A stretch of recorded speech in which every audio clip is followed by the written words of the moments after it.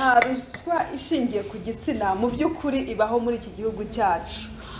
Tuvuga urugero nk'umukobwa aba yarafashe igihe akajya kwiga, akiga noneho yarangiza kwiga amashuri akajya kudepoza nk'ahantu ashaka akazi. Noneho yahagera icyo gihe umubosi akabwira ati nshobora kuguha akazi ari uko tubanje kuryamana. Icyo gihe wowe abashatse kukwaka ruswa y'igitsina kugira ngo abone kuguha akazi.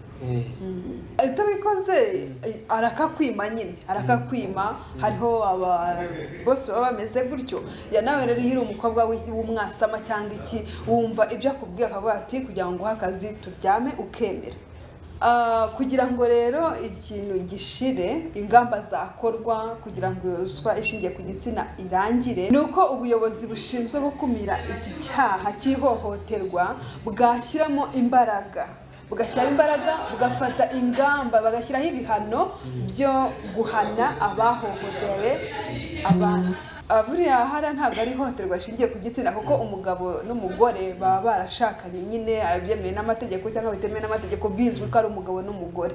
Icyo gihe bo babana mu rugo baba bafite ibyo bapfuye ariko bidashingiye ku gitsina.